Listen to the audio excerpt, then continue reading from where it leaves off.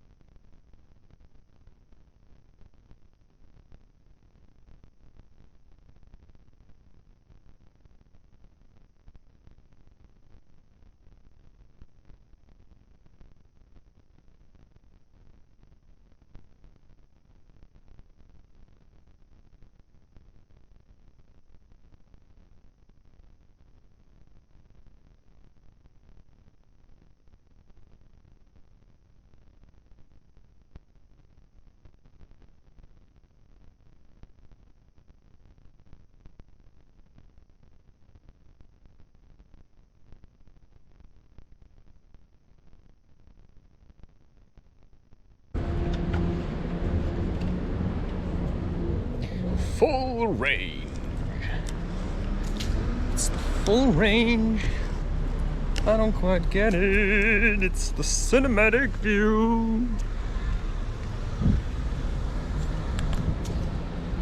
Yo. What's up, folks? I'm not quite sure about this. It's supposed to be the cinematic view of this action cam. I just checked them. Some of these settings I really don't get. It's like recording the footage 15 seconds before you press record. Can't help it. Yeah, I'm just gonna walk the same way I've been walking for, it feels like, a decade. And I'm not really responsible anymore. I feel like I've been here before. I've said the same thing. I actually would like to walk somewhere else now. I'm just trying to get this into my head. Sometimes I'm trying to deal with omens. Not almonds, but almonds. But yeah, I'm on my way to Slackline. Weather looks good. It's not the kind of a sunburn weather unless you're really white or basically untanned. 2 days ago I hiked, I assume it was 35 kilometers in bare feet. I'm not sure if I have something in my heel that may give me trouble somewhere along the way, but now that I left the apartment, there's basically no other way than to simply continue. I have the feeling I recovered fairly quickly. Actually, it was on Sunday, and today it's Tuesday, which to you is possibly meaningless. I'm just rendering another video called Walkie Talkie, something with, a Pop Your Cherry. No, actually not that one. It's called Nightly Tales. It's gonna take at least 6 hours. I hate this camera, by the way. I fucking hate it. And do you know why I hate it? Because, I don't like this kind of life. this kind of let's live in total seclusion of each other. But it seems to be the way it has to be these days, because people are literally sick with selfishness. And I'm just trying to tell you some of the shit that I've been going through again, and there is no end to it. I'm constantly completely open about everything that happens in my life, simply because if I keep it to myself, people are gonna run around and distort the truth, because they're too emotionally involved in certain incidents. And I've never made it a secret if something happened to me and it happened with one of my siblings or my parents. I just say it the way I see it. And do you know why I do this? Why I feel the need that I have to do it? Because I've had many opportunities to observe family members, to observe other people, that happened in school, that happened in all kinds of scenarios where something happened and I reacted to it and I had to take the shit for everything.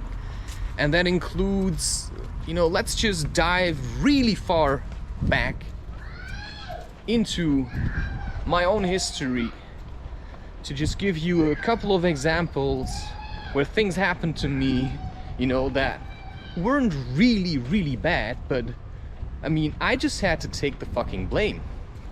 And I don't always know why I did certain things. I remember I think it was first or second grade, at the end of first grade, I was being told that I had to learn how to behave because, I'm a quite lively kid, or I try to be, with a lot of power, a lot of raw force, and my teachers seemed to be unable to deal with it, and so were my parents. And I'm not the only one who is like this, the recent surge, it's not a recent surge, but it's very disconcerting how many people are being given medications such as, I don't know really what Adderall does or what Ritalin does, but it's supposedly for children that have ADHD. And what is ADHD? It's basically the desire to move.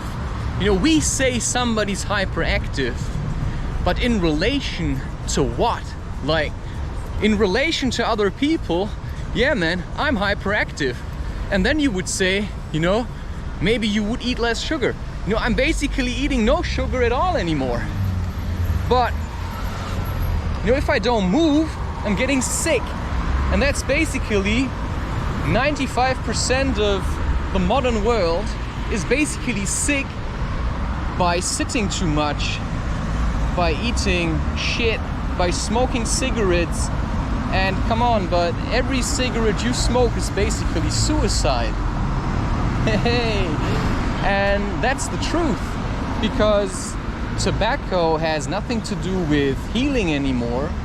It's just, I feel so terrible, I think I try to kill myself by smoking cigarettes. And you just have to look at these packages, what cigarettes actually do in your body. But once you get used to feeling like this, it's very hard to stop, because now you identify with feeling shit, and then you think, well, that's how I've always felt. And when you feel just a little bit good, you think, well, I don't want to feel that good, because it's hard to maintain in a toxic world where everybody projects their own problems onto other people. And because everybody does it, you get used to it, and you start doing it, and you keep doing it, and that's basically the rest of your life. And you don't even know why you're doing it. Well, because everybody else does it, and any child learns from their environment. So if I'm born into toxic shit, I start naturally identifying with toxic shit, and I simply do this, and I do this, and I keep doing it, and I keep doing it, until I no longer even realize who started it. And that's the real trouble I mean, you just have to leave the house and listen to how much noise, like very irritable noise, is being produced by what we consider to be the way of life, right? Where we try to sell it to everybody, the kind of shit that we're doing, and where we say, you know, yeah, thank you science, and then we clap ourselves on the shoulder, or our neighbors, and then we say, you know, yeah, we're really going for the win now, right? We're gonna win against nature. And it's like, oh yeah? Have you seen what's happening recently? You know, are you going to outmaneuver yourself away from science without finding balance with your environment? No, I don't think so, because even science has to acknowledge that nature prevails always. You know, it's not the governments and the states of today that's gonna be around in, you know, time is relative, but you know, as most materialists really cling to the idea that 1 year is 1 year. You know, I can just say 5 million years, I can even say 5,000 years, because none of us will be around anymore. But nature will still be there doing its thing. And when we plant basically monocultures, as they've done in Germany, like they planted all these spruce trees in an area where you would normally have oak and beech trees and birch, whatever. So deep rooting trees, they planted flat rooters because, yeah, sure, I mean, they grow quite fast as long as you have adequate rainfall. But as these flat rooters have no access to what do they have no access? You know, are you paying attention? Are you paying attention, or are you drifting off? You know, this is a lecture, and you just have to listen to it through all the noise of your environment and through all the noise of yourself, because what's the lecture about? It's about basic principles of ecology, which is, if you have an environment that has, you know, rainfall and a lot of groundwater, you'll have trees that will know how to access groundwater so they can survive in times of drought. But if you take all the trees away that know how to access groundwater because they're deep rooters, you know, it's in their nature to, you know, grow roots deeply into the ground so that they can access groundwater, pull it upwards, and then sweat it out through their leaves, which then produces rain through the accumulation of basically sweat in the atmosphere. And that's what you call evapotranspiration, which is a term I would love to forget, because sweating just sounds so much more simple to understand than evapotranspiration. And I mean, that's what a tree does, right? If I don't drink on a hot day, let's say, you know, I'm gonna live, you know, let's say we have 35 degrees for 3 weeks straight and I don't drink at all. I mean, I'm gonna reach the limit of what I can take from my environment, certainly at some point.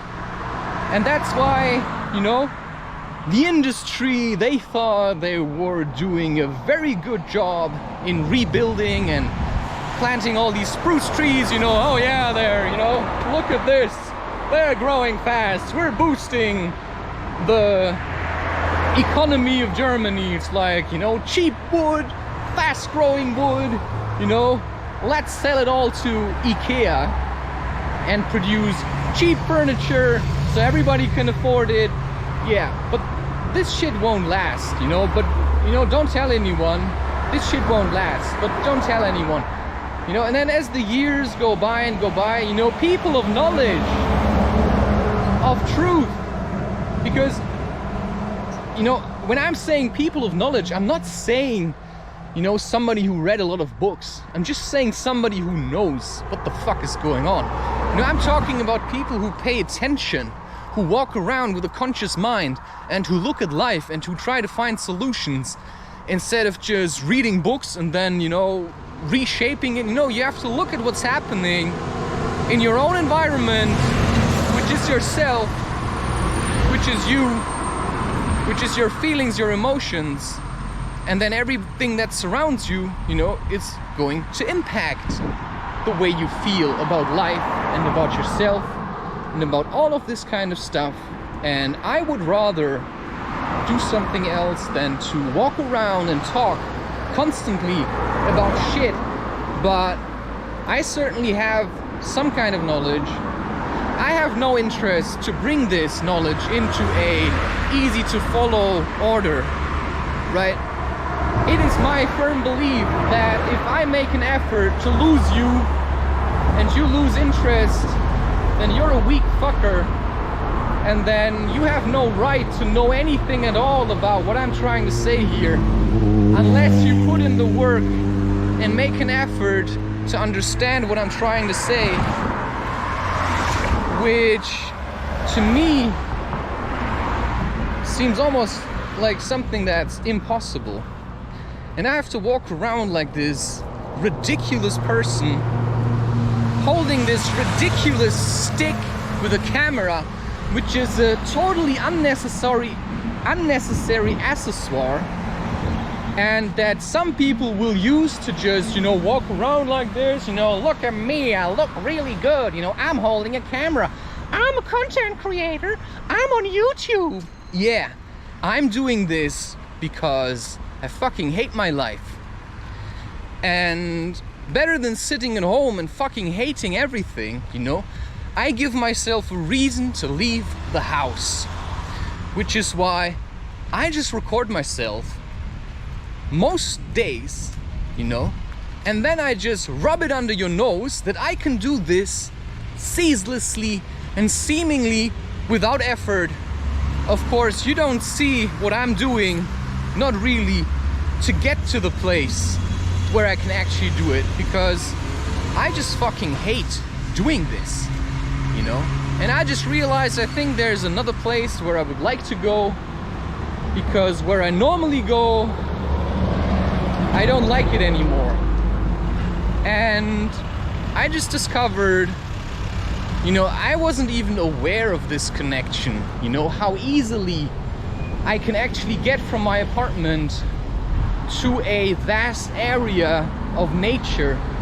And that's, I had a plan to go somewhere else, and I decided to chuck that plan and go somewhere else, if you know what I mean. So sometimes you just have to drop it all into some kind of, container of bliss. And you say, this container of bliss, it's filled with bliss, but it's made of trust. Because if you got no trust, but you've got bliss, you're gonna shit your pants to lose all the bliss. So, if you discover bliss, which is, hey, I'm doing something that I like.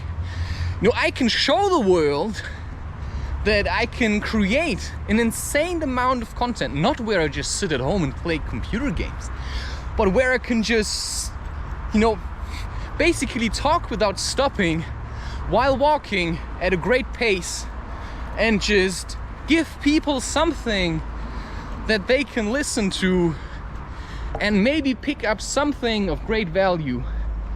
And let's just go a bit deeper into the shit show that I call my life. Let's go back, 2nd grade. At the end of the 1st grade of my school education, more like a pounding, this is what society is like. It's a fucking feast on children, to blame them for everything. And there seem to be some children that everybody is like really eager to blame for everything. And that continues to an advanced age. I'm 34 technically. I'm 34 years old, right? It's like make believe. But, that's the number I've been given. 6/2/89. 6th of February 1989. In 1989, the Berlin Wall was brought down, which is why I'm a child of the revolution. And even though I wasn't, maybe you can say, not consciously there, but I was told, right, that that's when it happened. And that means the spirit of change was somewhere around. Let's have to check. Yeah, it's still recording. Thank God. I couldn't live with myself if I would have lost this. I know you can walk there, but I have a different route in mind. I may actually still meander myself to where I wanted to be initially. I'm just a little bit concerned that it won't record it all. I have walked this path before. I had no idea I was going to walk it. I'm grateful that I was being reminded now that this path, shit, yeah, continue.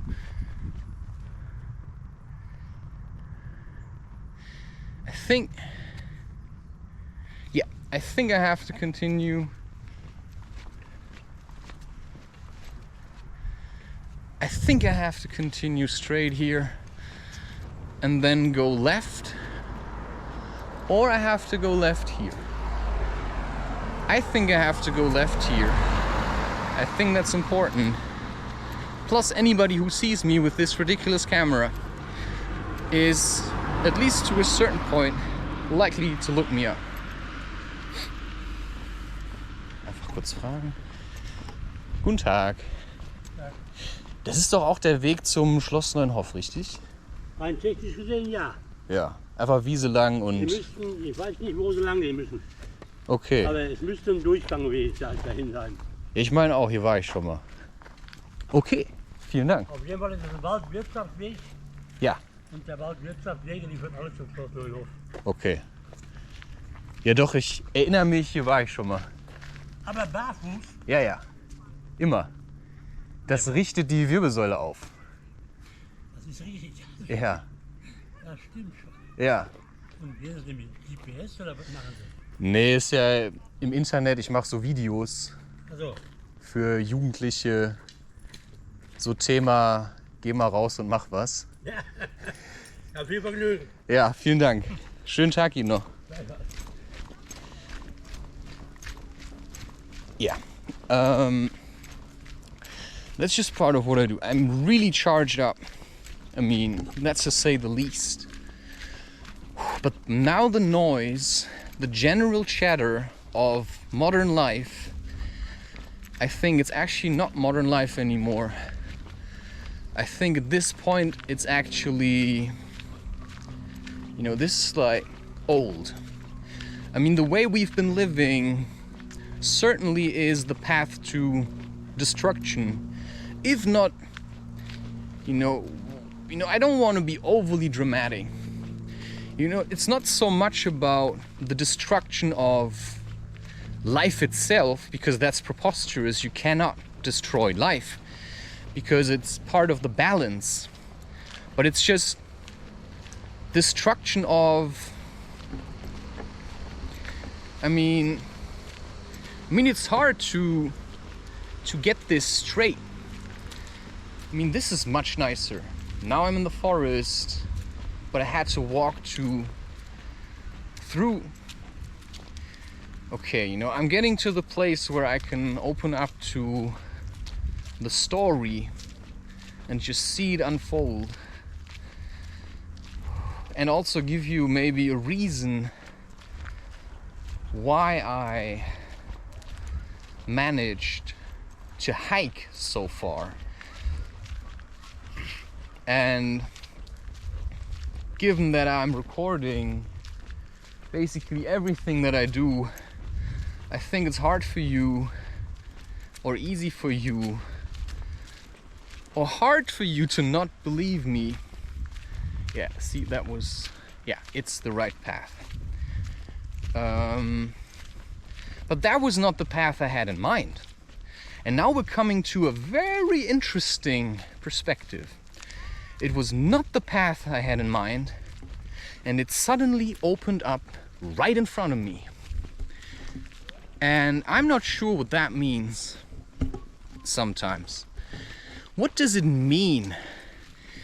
If I'm trying to project this onto the larger scale of things that are and were happening in my life, then what does this, me realizing there's a different path to follow, what does this mean for myself? Okay, I'm going to get to it now. And I have to give up the responsibility of who's gonna listen to it. I'm trying to be as, you know, I'm trying to be as little as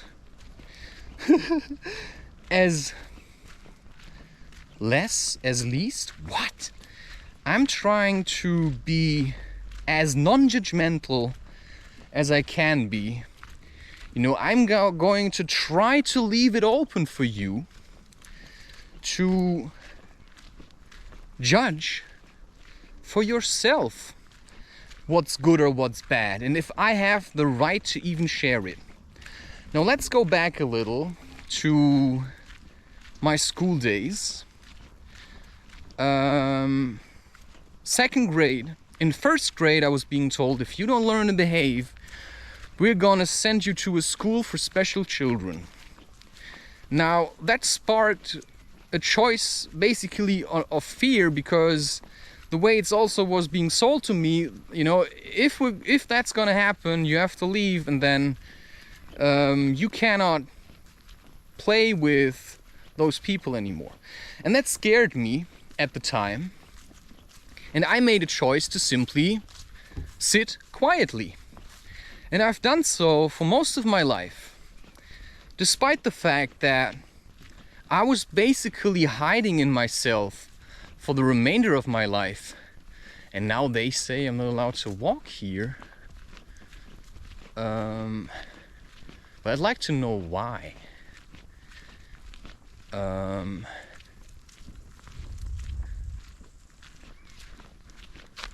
Like, they just say, let's see what this says. It's interesting now.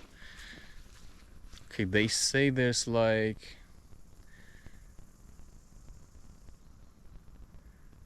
I'm just trying to remember which path I usually walked. It says, you know, just follow this path. I was being told that most of these routes lead there anyway. So I'm trying to take the path of least resistance. And second grade, I remember. So I just managed, right, to stay on the school, because I felt like that's where I want to be for whatever reason. You know, it's hard to remember. That's just what my feeling told me. Maybe I was just afraid to be left alone, or I thought I was being judged, or whatever. But this is basically what's been carving itself through my entire bloody life. And just listen to it and try to be open. Second grade, I remember, I don't know, I had made some kind of friend. I don't really have a lot of friends. And there was an incident, and I pushed him, or maybe I punched him. I'm not quite sure why I did it. I think he was just pissing me off. I think it was time to let go. I think we tried to be friends, but I don't know. Maybe I didn't like him, or maybe I was being taken for granted. I just realized I don't want to play with you anymore. And I cannot say why. All I can say is that I just didn't want to play with him anymore. And he seemed to cling to me. You know, that's what I think I remember. And what I did then was I pushed him, or I punched him, hard to say. And then he came with a bunch of girls. One was taller than me. And, you know, they tried to apprehend me or to judge me. They didn't ask me why I did what I did, because apparently, you know, that I did it was already, you know, I was already at fault, because apparently I had given in to violence. And maybe that's what people don't really like, you know, it's hard to say. And so 3 girls came and he was there, you know, pointing the finger at me. And then I remember how one girl said, you know, she called me, that's interesting. Technically, this is certainly not the path.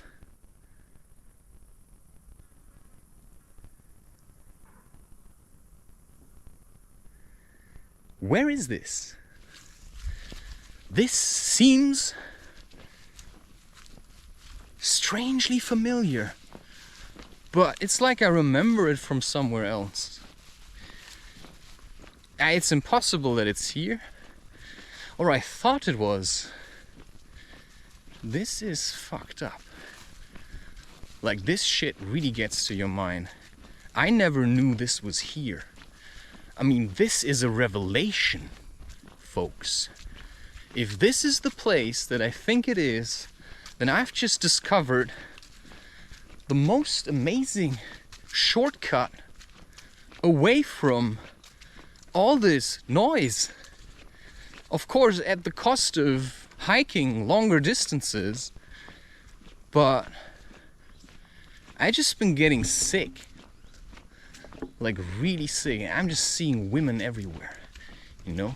I'm just seeing women everywhere. I just want to have sex, because I have the feeling I certainly let go of any woman I thought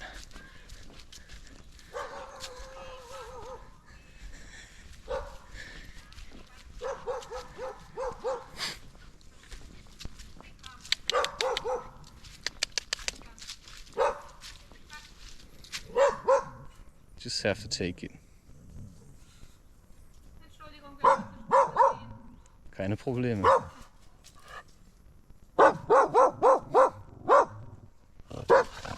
Hoppa. Genau, mit dem. Entschuldigung. Ja, ja, der probiert halt. Der ist ein Schisser und will uns beschützen. Ja, ja. Aber so, einen Moment. Jungi, stopp. Ich hab ihn. Je hektischer und lauter ich hinter ihm her bin, Ja, ja. desto hektischer wird er. Deshalb, Ja, man muss dem Hund halt Sicherheit geben. genau. Äh, Danke für die nette Reaktion. ja, ich hatte lang genug Angst vor Hunden und irgendwann habe ich gemerkt, im Grunde gucken die nur, was ich mache. Und sind die lautesten, die Ja. schittigsten. Aber beißen könnte er trotzdem, deswegen einfach Genau. Entspannung. Vielen Dank. Ja, ja. Noch. Cheers.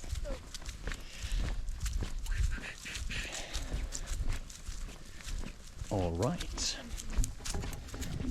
Yeah, so the unexpected is always something you have to consider, that you don't know what's happening, but there's certainly a benefit to having a dog sometimes. Because if I would have a dog with me, you know, that dog could create a space of safety around me and then protect me from possibly other dogs. Because, you know, some people have dogs and these dogs are, you know, just making sure that nothing happens. And they're prepared to go the extra mile and to attack if necessary.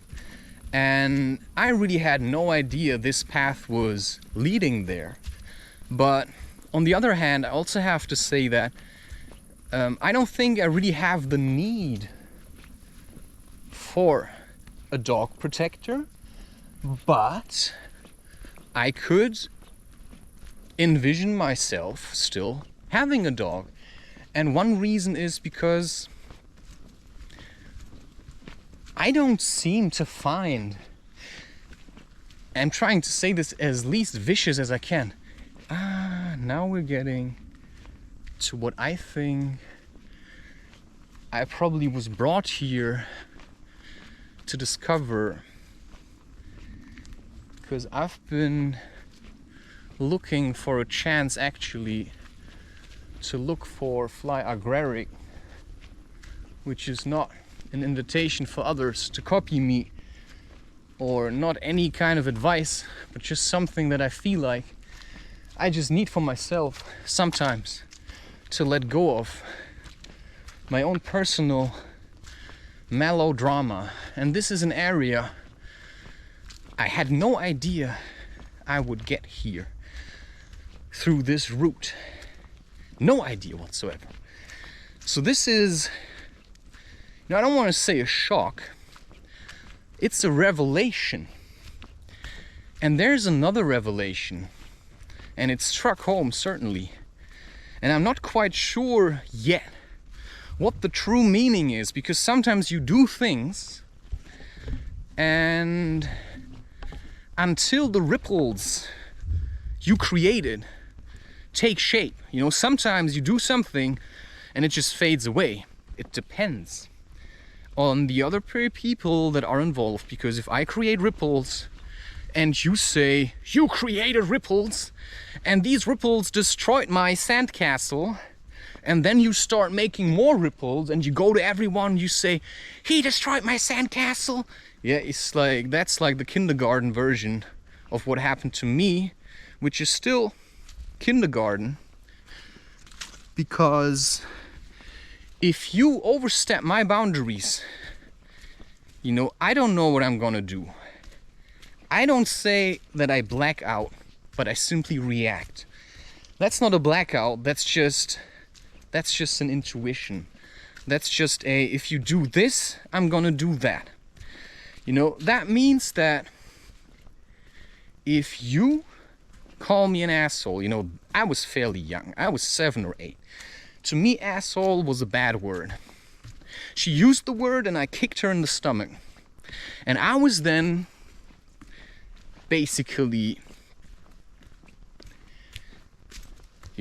pressured into writing a letter of apology and saying, I'm sorry about it. Why do I have to apologize? Because when I told them that she called me an asshole, they said she would never do that. And that to me is sick. That's a sick society, because why do they believe her over me?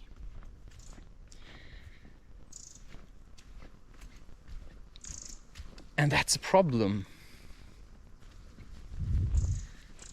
That's a problem. That's a real problem in this society.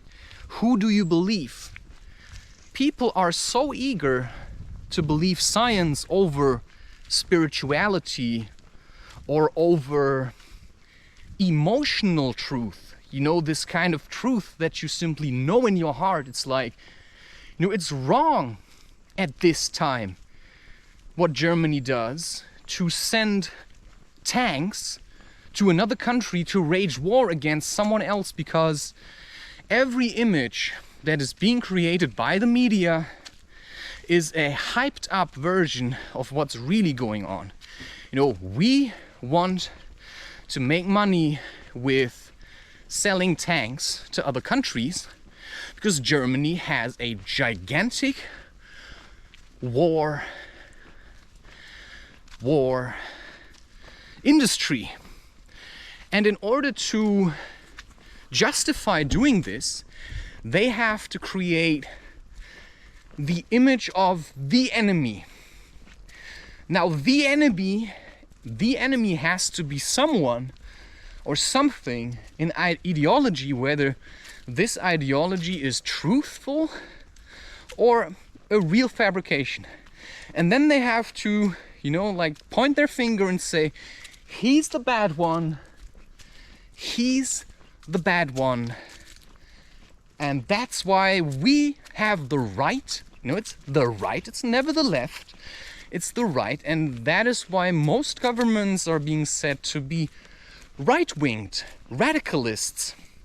Of course, the left wing is just as radical. We need the middle. We need people who are in the center. And if you're trying to be in the center, you will realize that people are trying or will try or are already trying to push you off the center. Because when you are in the center and you manage to hold and channel the energies, what's gonna happen?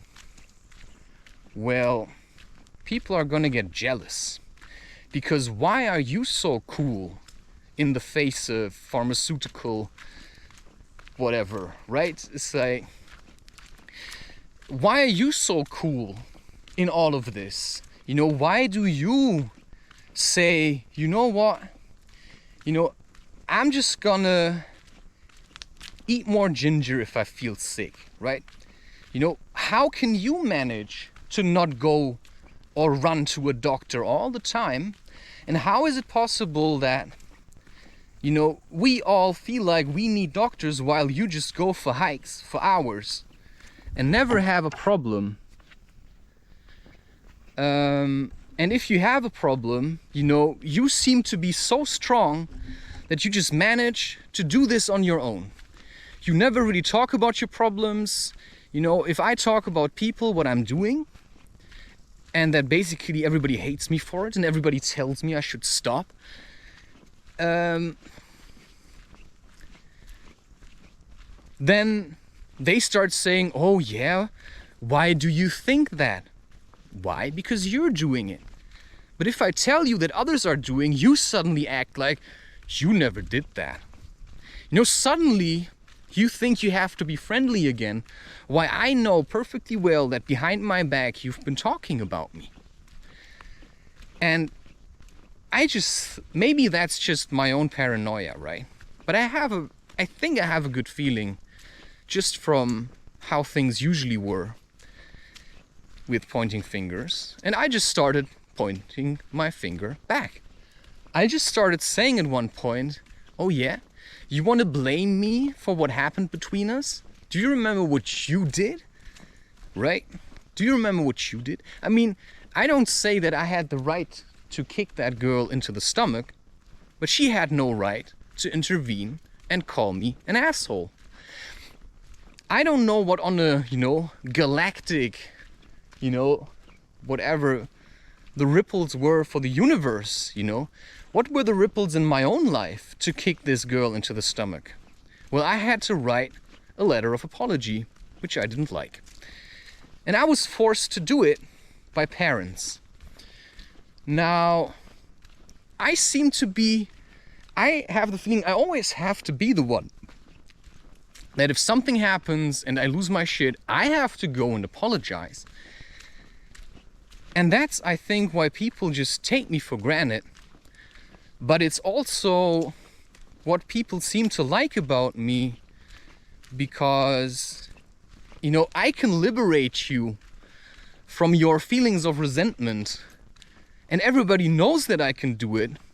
And they're basically waiting for me to do it, you know? Right, if we have a fight, I'm the one that suddenly, after 2 years, shows up in front of your doorstep. And some people think I'm gonna do this for the rest of my life, and apparently I am. You know, I'm not sure to what degree I can reject it, because if I feel like there's a lot of hatred between us, and I know that I can be stronger than you are, and simply say, yeah, I'm just gonna go there and just look you in the eyes and say, what the fuck are you doing, man? Why are you still angry at me? Why did I manage to work out that anger? And why are you still stuck in it? You know, why are you so stupid? Why can't you just do it your fucking self? And sometimes I just let life decide these things. And this may not make a whole lot of sense in relation to, you know, myself. But I think you'll probably know what it means for you. Otherwise you wouldn't still listen to this. Because I don't know what I'm saying, you know.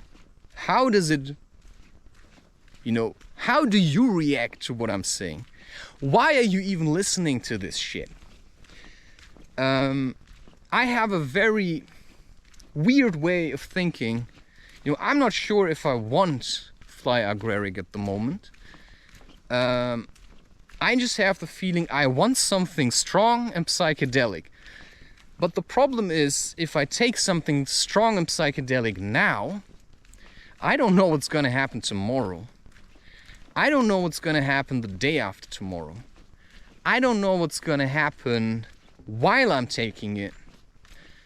And so sometimes I just say, maybe I'm just gonna stay here. But if I would run into fly agaric now, I think I would collect them. And I just saw some nice specimen, and if I would find more, I feel like I'm getting a bit of inflammation in my left. So walking a lot of barefoot, especially if you walk like me, often quite fast-paced, is a challenge for your feet.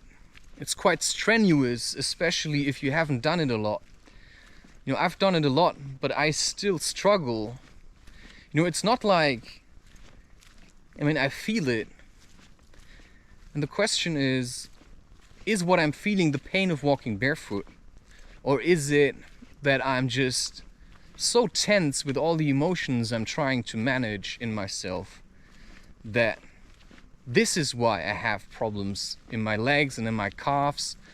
And of course, if I would have hiked regularly for my entire life, because my parents showed me, and you know, my parents were strong and had strong feet and strong backs, I mean, we wouldn't have a lot of the problems that we have today. And I've been telling people what they should do for nearly a decade now. You know, I've been telling people to take off their shoes, to hike barefoot. I've been telling them that, yeah, maybe it's gonna hurt at first, but it's gonna get better. And I've been trying to tell this to people, but nobody wants to do it. I mean, there are few people. I know one. And maybe there are some that, you know, try it occasionally. But I feel like, I mean, I started in 2012. And maybe people do it when I'm not looking because they're so ashamed of not being able to do it. I mean, it's probably better this way because you have to try it yourself, right? You have to have your own experiences of what it's gonna be like to walk a lot of barefoot. Because I've proven to you, you know, anybody can do it. I'm doing it. And, you know, I much rather would keep on doing this kind of job than working at the boulder hall. But if my life has nothing else in store for me, you know, I'll at least give it a shot and say, you know what, apparently this isn't going to work, you know, because every day it's like, you know, okay, I'm just gonna ask for a job because there doesn't seem to be this, you know, like, here, money, you know, we're so grateful that you do what you're doing that we're gonna send you a lot of money. You know, apparently, you know, it's insane how much work you have to put into it. And so now I'm just saying, you know, nothing really happened from me kicking that girl in the stomach other than I kicked her in the stomach and I had to write a letter of apology. And so I walked. I did that anyway. Okay, now I'm going to tell you what just happened Saturday to Sunday. People don't want me to talk about these things. They want me to be the one who's at fault. But because they know that I'm going to tell the truth on my channels, they, I think, are... Because I've spoken the truth already. I've spoken the truth already. I don't know what the fly in my mouth seems to signal to me. Maybe I should be a bit more quiet. Okay, I'm gonna tell you a story. And just listen to it like, you know, it wasn't with my family. Plus I create so much content, you know, if somebody would listen to this that knows me or that was a part of this, then fate guided them there, because nobody can watch everything that I create. And that's also why I like to stretch things out a little, why I like to take my time. I'm still learning that, to take my time. But just listen to it, try to make something out of it, try to feel how you feel about it, try to, right? Don't just judge me. Don't just judge siblings or parents or friends or whoever. Don't just judge them. Understand your position and everybody else's position, and then find a solution that works for you. You know, I think it was on Friday where I met a friend, somebody who I have played frisbee with, who I have spent a lot of time with, and where I thought, you know, I actually thought we were getting somewhere with this. You know, I know about him just what he tells me, and I'm not sure what actually the truth is about anything that anybody says, because to me, most people are just lying about everything.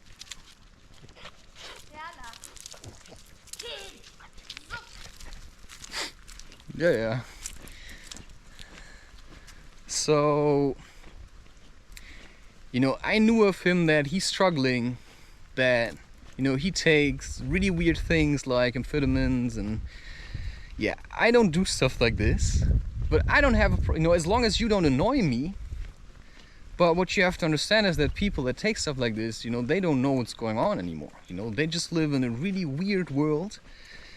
And he also has the habit of smoking really weird cannabis, which I try to stay away from. But I certainly know how this can mess up your mind if you do this for prolonged periods of time. And so what I've been trying to understand is basically, what's the truth?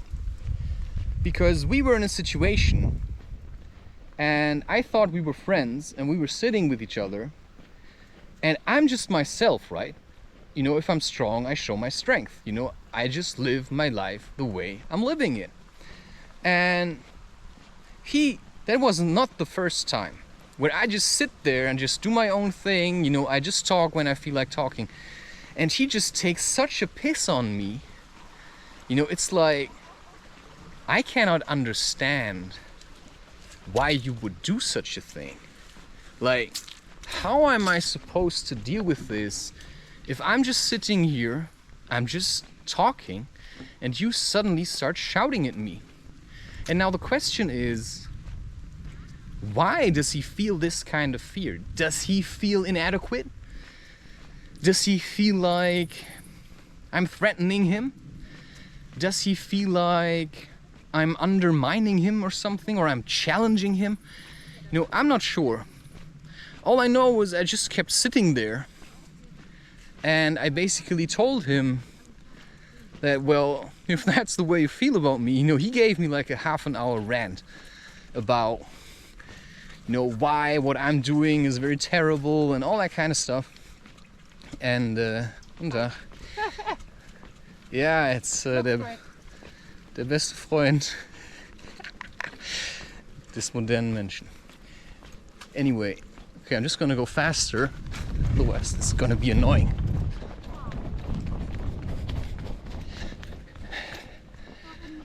It does not look great. It looks terrible. I hate this camera. But anyway, it's man's best friend. If everybody's so fucked up by themselves, if everybody's so riled up because they don't manage to hold their ground with alcohol, right? Because they allow alcohol to pull them down into some kind of hell. You know, if you already have problems with smoking cannabis, you should stay away from alcohol, my friend. You know, you shouldn't drink or take anything if you constantly have emotional outbursts. You know, if you take anything, you know, if you start shouting at people because you just drank a coffee, man, I suggest you take off your shoes and you start hiking barefoot. Every time you feel shit, you just force yourself, go outside, massage this shit out of you. You're overly tense, you're pissing me off, go for a fucking walk.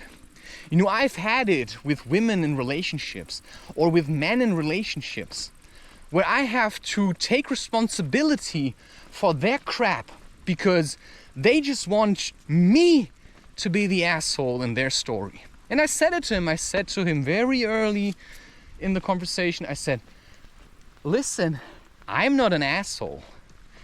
I'm not an asshole. I'm not an asshole. So why do you want me to be the asshole in your story? So that you can be the hero. But you're not a hero. You're just sitting there like a prick. You agreed to meet with me. Why? Because you wanted me to listen to your sob story.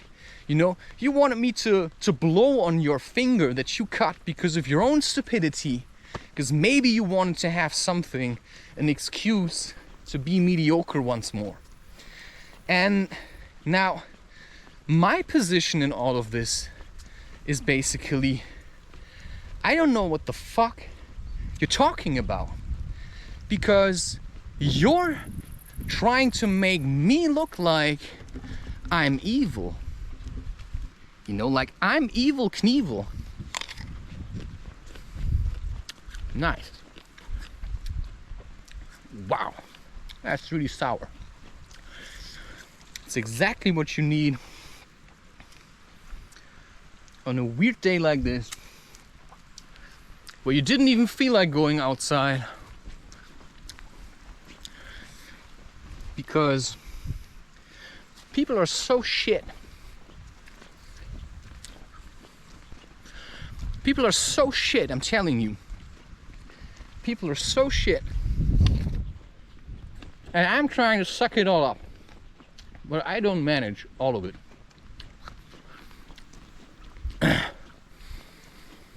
Which is why I need you to take responsibility for yourself. Because you cannot rely on everyone. Right?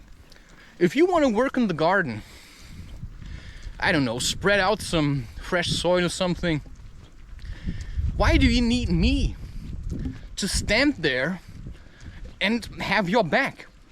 You want to do this. I don't want to fucking do it. I want to build something for myself. I don't want to stand there and watch you so that you can feel safe in this shitty landscape of fear that you live in. Because I'm living in one, but I learned to deal with it. I'm living in one, and I learned to deal with it. With help. I've had help. Mostly people rejecting me and showing me that they don't have time for me.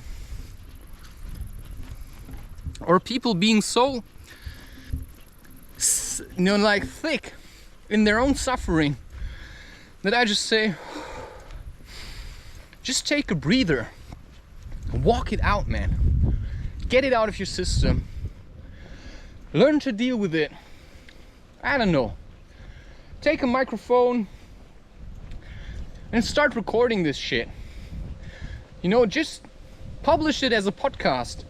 Because what really helps me is to simply say, yes, this kind of shit happens to me all the fucking time. No matter where I go, as long as I do what I'm doing, you know, as soon as I start involving myself into life, people start blaming me for what's happening to them. They just look for one reason.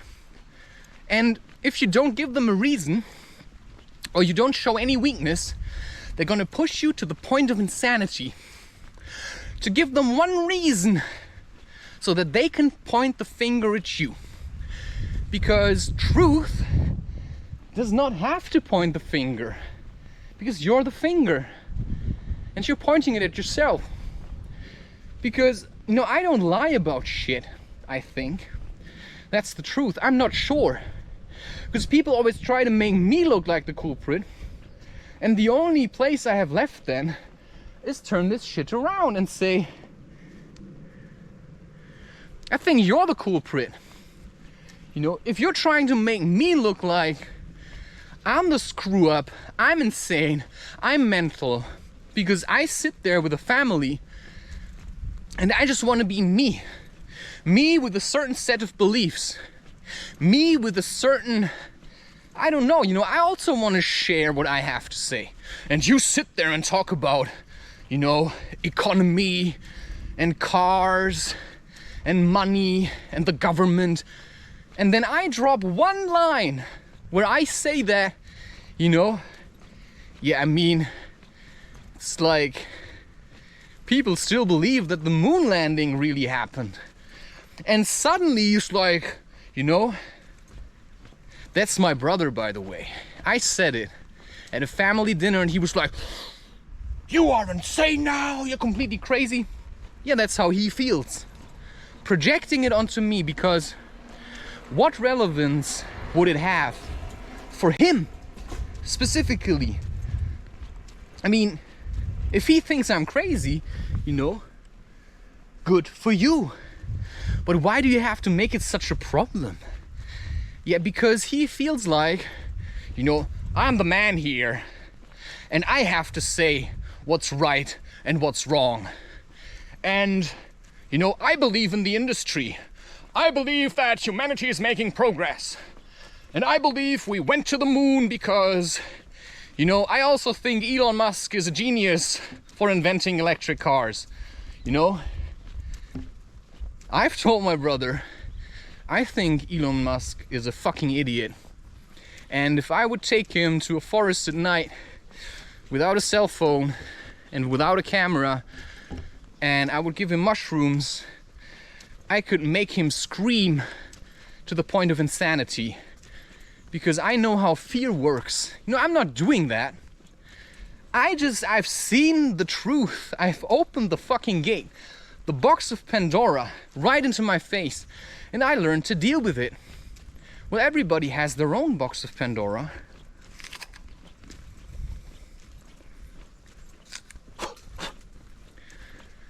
And nobody wants to deal with it. So,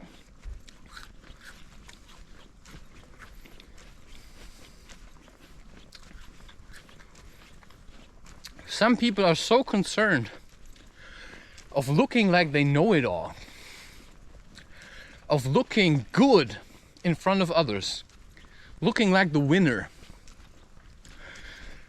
that they don't even want to try. You know, they rather sit on the bench and act like they're really weak, simply so they don't have to take responsibility. Yeah, I have problems. My father died. You know, this happened or that happened. Oh yeah, I've been rejected. You know, you go home to your girlfriend. You know, I don't care if your relationship sucks, but technically you have a girlfriend, something you can pride yourself with. And which most people would agree that it's worth having a girlfriend. Well, I say, what's the fucking point?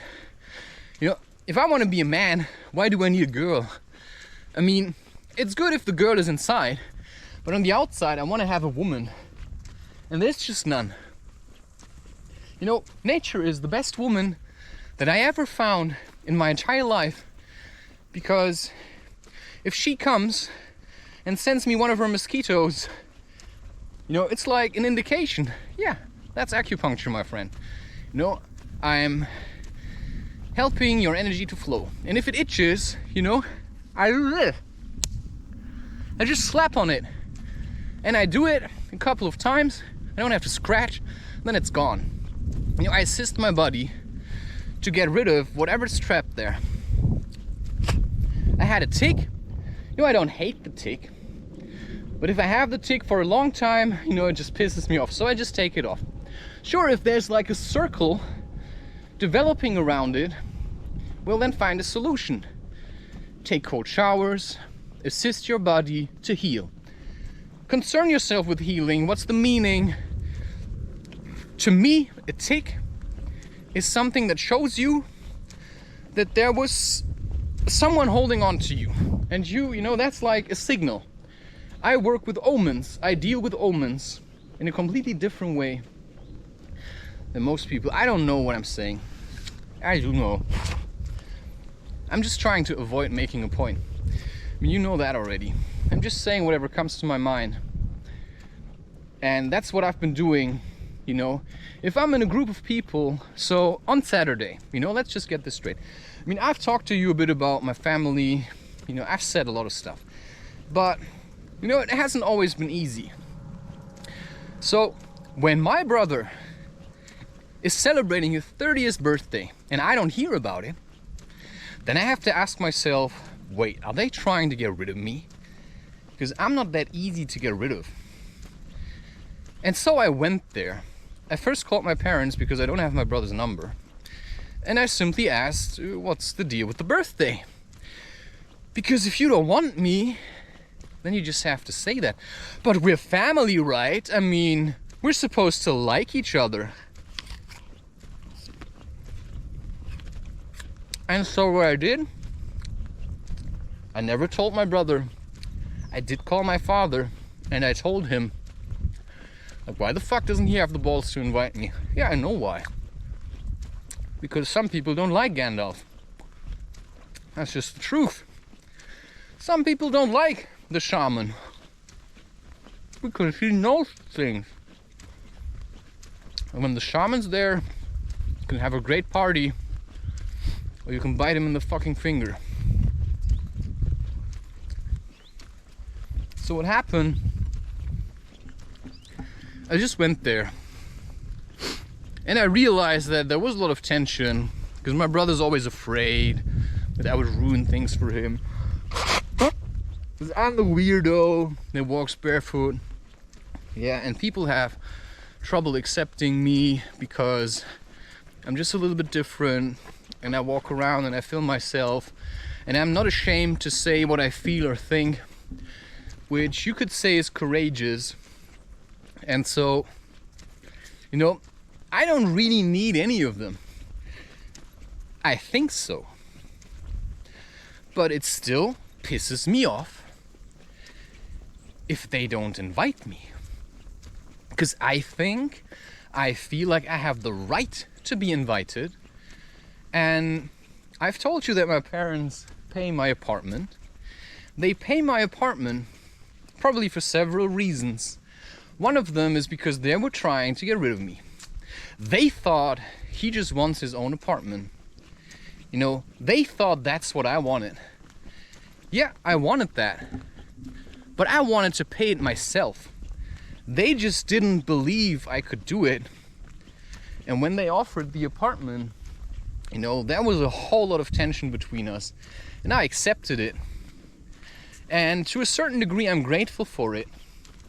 But if you take this apartment as a way to get rid of me, you know, I'm not sure if I want that, you know. But at the same time, I also cannot jeopardize my own life.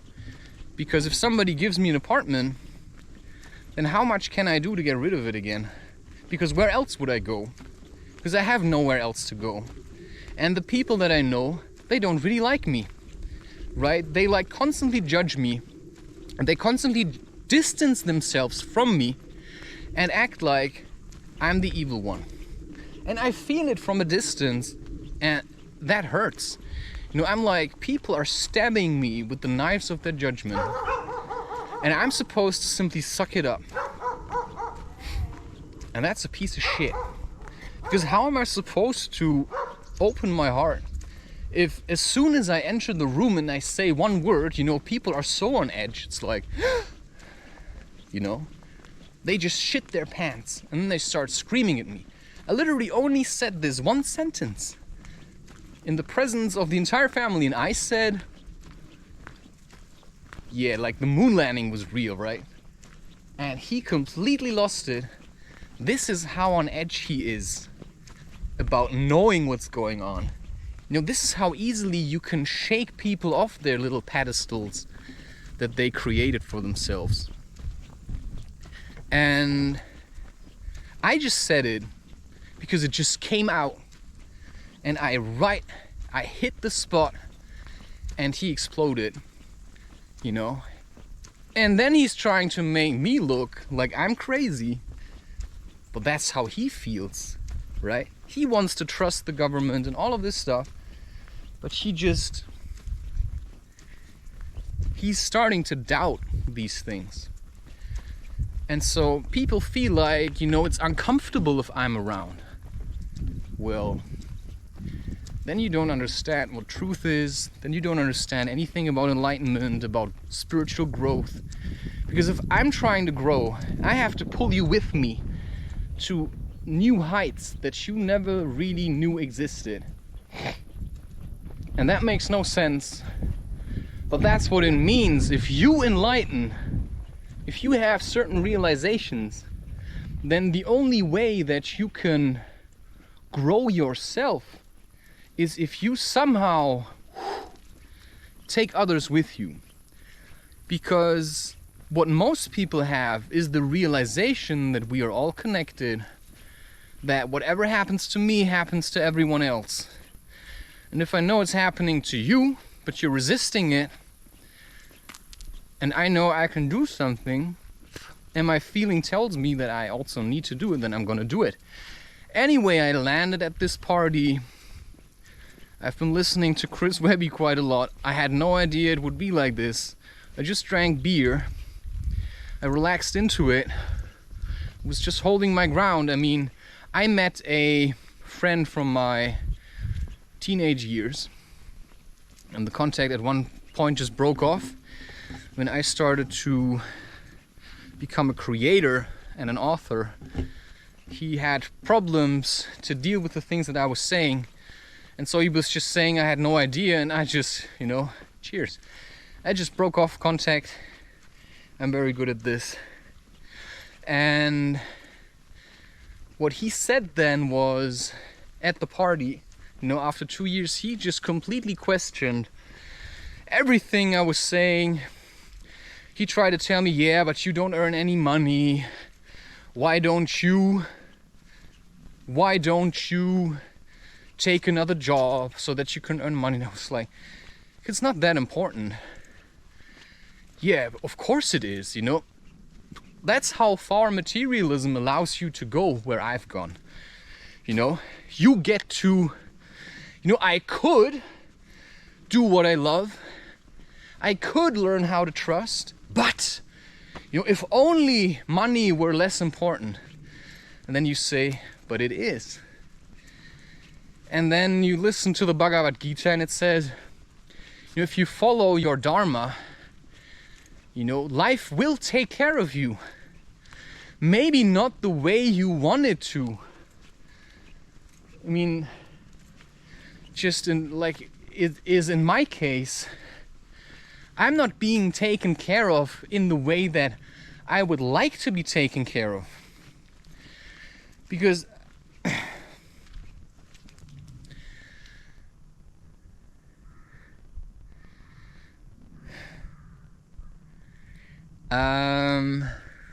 crap.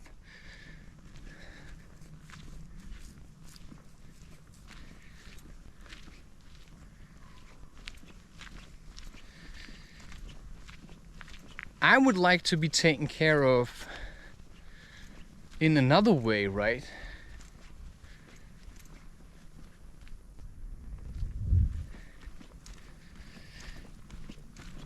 I thought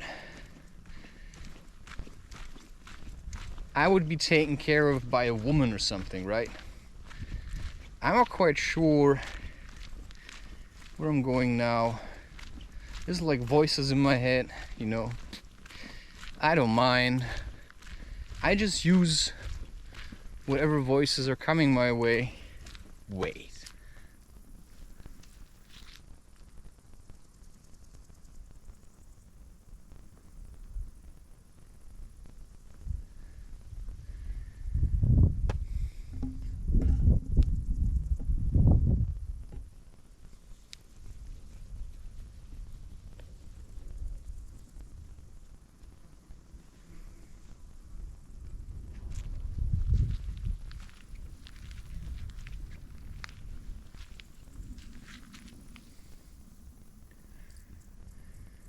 Where am I going?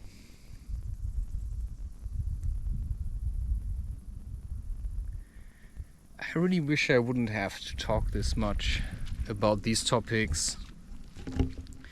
But it's my way of letting go. Because if I try to talk to these things to my family, so basically what happened, you know, I think we had a good time.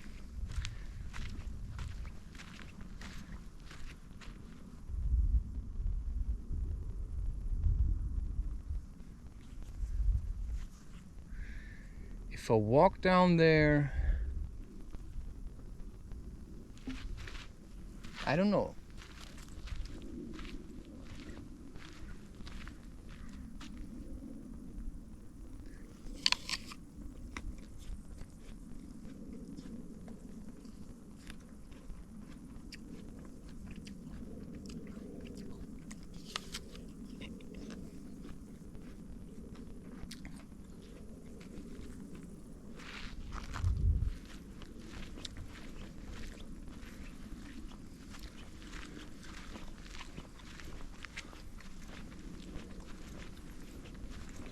All right.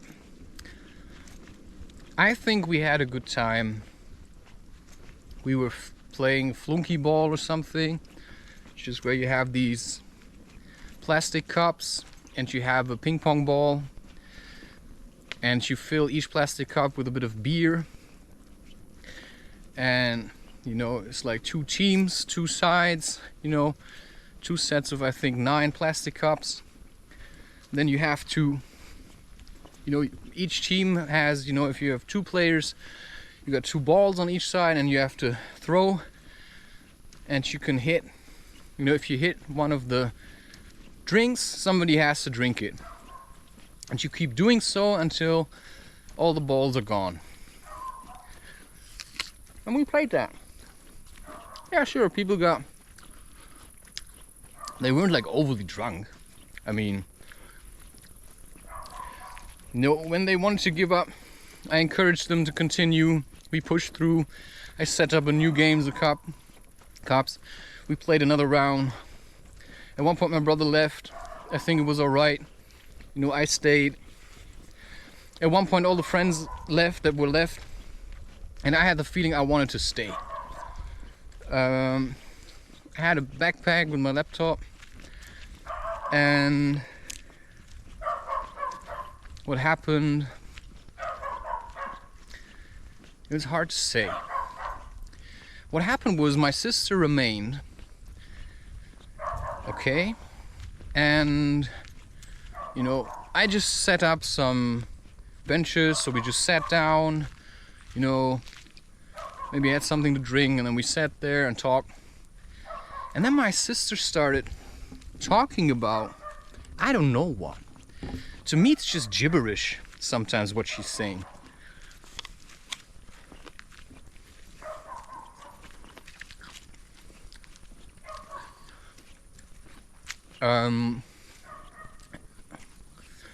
She was talking about, she was trying to tell me something about my content. She said, you know, this art that you're doing is really nice, but that I should stop with all the rest. You know, I should continue to make this art, these artistic things, but that I should stop, you know, primordial soup something. I released a video, you know, earlier than this one. And I think because she's afraid that I speak about them, and she's afraid of being judged, can't help that. Because if you do shit in my life, you know, I just say I'm letting go. I'm just talking about everything. You can question it. You can say, well, do you have the right to do that? Well, I don't know. I simply do it. Because if I talk to other people, right, that were involved, nobody believes me. Ever. Nobody ever believes me. When I say something, it's always I'm the one who's wrong. And I simply hold my ground. So in some sick sense, I had to become like a bloody politician. Because everybody just tries to argue with me, tries to fight with me, tries to battle with me. And if they don't win, you know, they just get angry. You know, they just get really, really angry. And I'm not sure whether I deserve this. I don't think so. Because all I do is, you know, I'm supposed to be here as part of some kind of family. You know, I'm like Harry Potter and I live with the bloody Dursleys. That's how I feel like. And I'm actually happy, you know, if I would manage to never see any of them ever again, I would take it. And then the voice says, be careful what you wish for. And I say, well, I don't have to, you know, I don't have to be a dick about it. You know, I don't have to make your life a living hell. You know, I just want you to leave me alone. But they just don't manage to do that. And maybe I don't manage to leave them alone. And maybe we don't manage to leave each other alone. And, you know, in the end, what happened, she was trying to get me, she said she tried to help me. But if you criticize what I'm doing and I'm not taking it, and you're trying to push your point because you just want to have the feeling that you helped me, then all I can tell you is, well, I don't want it. Because I cannot trust you with this because you've never done this, if you know what I mean. Because how can I take your advice on something that you have no idea about? You tell me that I should only do art. Do you know how much effort it takes to create a video like artistic videos? Do you know how much effort it takes to do these kinds of videos? Well, a lot of effort. I mean, you have to dig so deep in yourself to find the emotions that help you to create art. And nobody who doesn't do this, I mean, there's a reason why so many creative artists or creative people, you know, they just kill themselves or they die from an overdose. Well, I'm still here because I also learned to do it with minimal effort. You know, I can drink a coffee and then I start drawing. You know, it's harder to do it with coffee than with cannabis. But if you want to do it on the long run, it's much easier to do it with coffee or with tea than to do it with cannabis. And so, if you don't know how I feel like and what I'm doing, because you've never done it, then what's the point of telling me what I'm supposed to do? Because you don't understand. Because you've never done it. You know, it's like me going to the Chancellor of Germany and telling him how to do his job.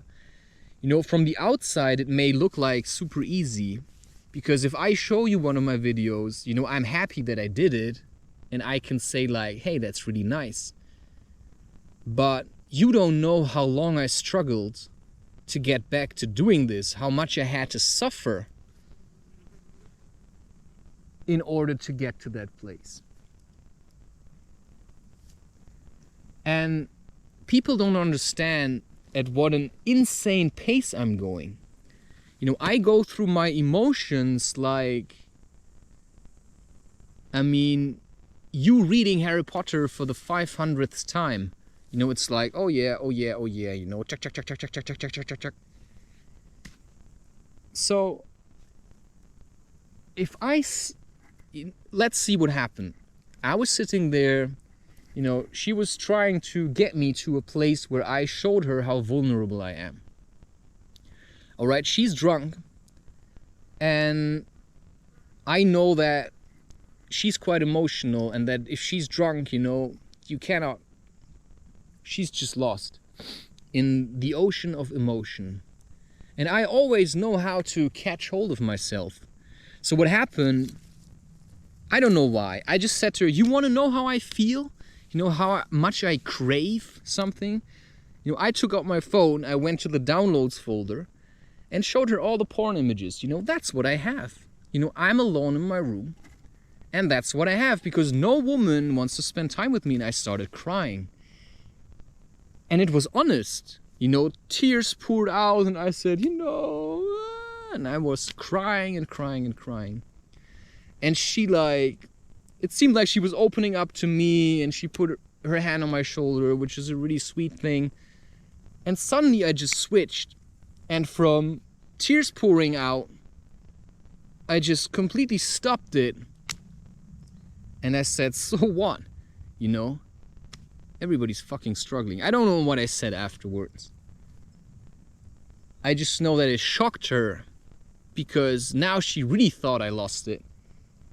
And then she said, you know, see, this is why I don't understand you at all. And I said, yeah, well, I don't know what I said. But what I could have said was, or I even might have said it, well, you have to understand yourself. And then she said, I just want to help you. And I said, yeah, but you can't help me. Nobody can help me. I just have to do this on my own. Because you don't know what you're talking about. You know, you live your life and you try to figure out your life. And I'm gonna try and figure out my life. Because that's what life is about. Wow. If I let you figure out my life, then it's not my life anymore, then it's suddenly your life. And how do you want to live your life if you're afraid that, I don't know, your brother is going to kill himself? Well, if he chooses to do that, then you have to learn to live with it. I mean, if he chooses to kill himself, then that's just your problem that you have to learn to deal with. And then you're going to think, yeah, but it was my fault. You know, and you don't know what's going to happen in the end. But what did happen was, when she realized, I don't know when that happened, you know, I cannot get this, you know, I cannot connect the dots anymore. You know, whether she first cried or I first cried, you know, I don't really know. I just realized, I don't know, she's somewhat worried. But she was trying to convince me to do something that I didn't want to do. I mean, I don't know what that was. She wanted me to give in. She wanted to basically admit, I need your help, so that she can feel like you're finally coming to your senses. Now I can tell you what to do. I was like, I'm not gonna give you that. And then she bit into my finger. She bit into my finger, and I punched her in the face for that. You know, not like I'm trying to break you, that's just like, you know, you bite me in the finger, I'm just gonna punch you in the face. And then she had something like, you punched me, and I was like, yeah, and you fucking bit me in my finger. Because I didn't want to listen to me. It infuriated her so much, because she has such a gigantic ego that she thinks she knows everything. She thinks she knows better what I'm supposed to do than I. She thinks she knows so much better. And I punched her in the face for it. Now I was a little bit shocked. but that just came out. I was actually shocked that she just bit me. You know, I didn't punch her because I hate her. I just punched her because she just bit me in the fucking finger and it really hurt. And the price for that is a punch in her face. Now the question is, what's gonna come out of it? You know, what does it mean if I tell it here? Are people now judging me? Is everybody going to reject me and say, you're awful? Were you there? Do you know how much I'm carrying? Because I'm trying to live peacefully. After the spiritual fashion, I go to my brother's birthday because I have the feeling I should have a right to be there. Because you cannot just dump me into an apartment and say, now you're good on your own, because I'm not entirely good on my own. You know, I also like getting together. And now everybody can say, well, this is why we didn't invite you, because we knew something was happening. Yeah, but if you wouldn't have invited my sister or our sister, nobody would have bitten into my finger.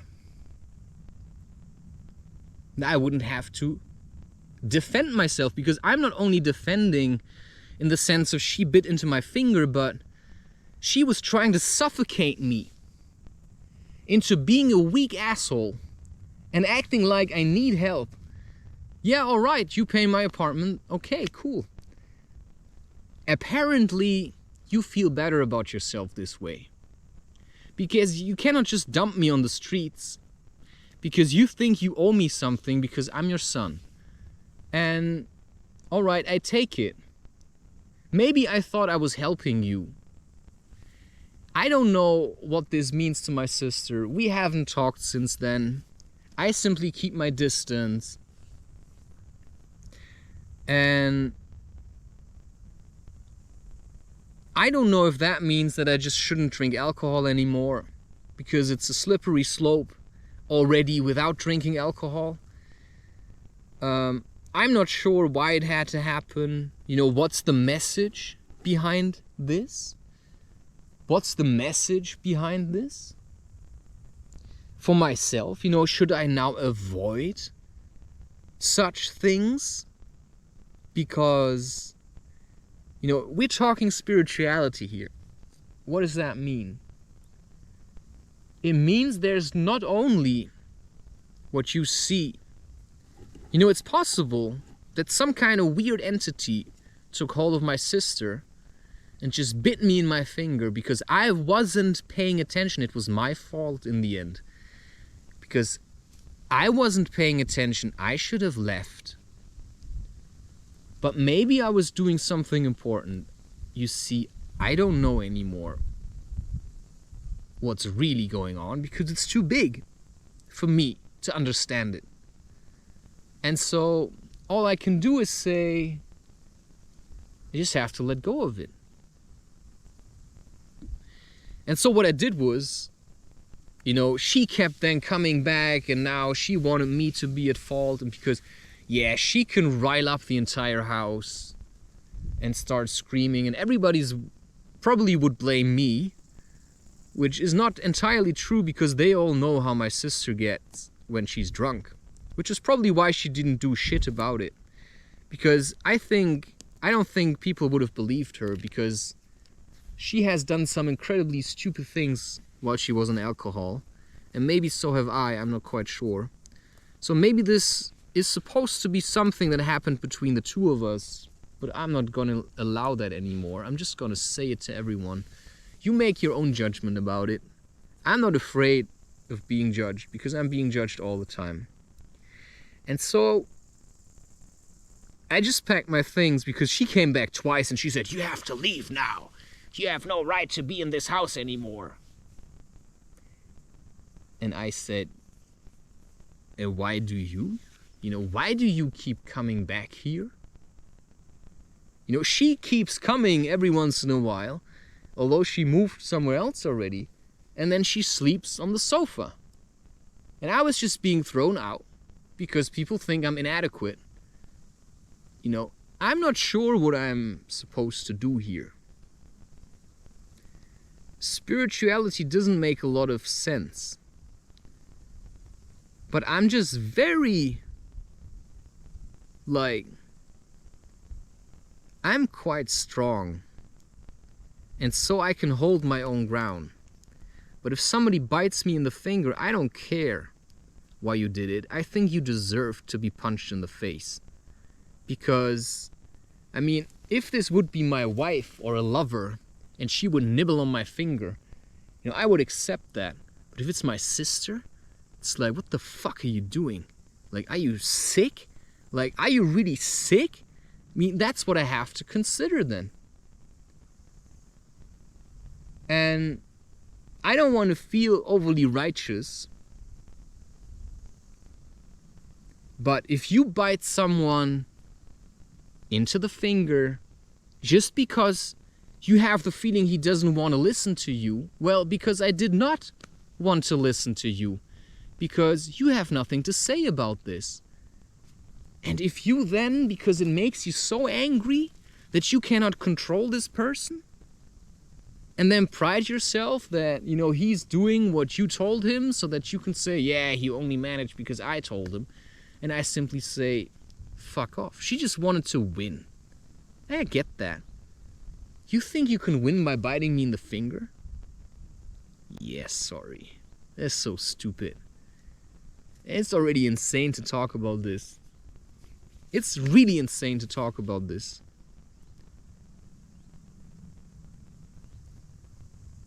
And I'm just shooting with everything I got. I'm just shooting with everything. If you do something, you have to be open about it. And that's why I can manage to progress so fast into, you know, the future, or which is why I can stay in the moment, because I simply say, that's what I did. That's what happened. That's what they did. That's what I did. Now, I'm not saying I'm right about it, but that's my position, of course. Because everybody feels righteous. Otherwise, I would just sit around in shame doing nothing. I wouldn't have left the house today because I would have thought, you know, I'm a sucker. I don't deserve to be me. I'm so bad. I'm so evil. Evil Knievel. But the truth is, you know, we're all doing this to each other. You know, you bit me in the finger. And all I did was maybe be better at playing flunkyball. And you hated that. And maybe you think I'm more pretty than you are, but I still feel ugly. You know, a lot of things I don't really choose, they just happen that way. And I came here actually because I want to slackline, and I just realized how much better this place is than every other place. I was going to the city park, and I got sick of it because there's too many people. There's like benches and people sitting on benches. And, you know, this is actually now almost as close. And I've got much more freedom and nobody to watch me. You know, there's a lot of space here, and that's great. I was looking for somewhere else to be already for a long time, and I think I found it now. And I think that's very nice. And it's one of the hardest things to let go of people, let go of situations, let go of emotions, and let go of projection. So I can simply acknowledge, yes, this happened, but it also boosted me to go for a 35-kilometer hike in bare feet because I said, fuck it. I don't owe these assholes anything anymore. I had a nice evening. I have no idea what's gonna come out of it. I'm just gonna fuck it, you know. I'm just gonna go have a nice swim and then go back. And I think that's nice. You know, I don't know how other people feel about it. Maybe my sister won't even remember it because she was too drunk, because she just doesn't know where her limits are. But I'm sure whatever happened, you know, lessons need to be learned. Sometimes they need to be learned the hard way.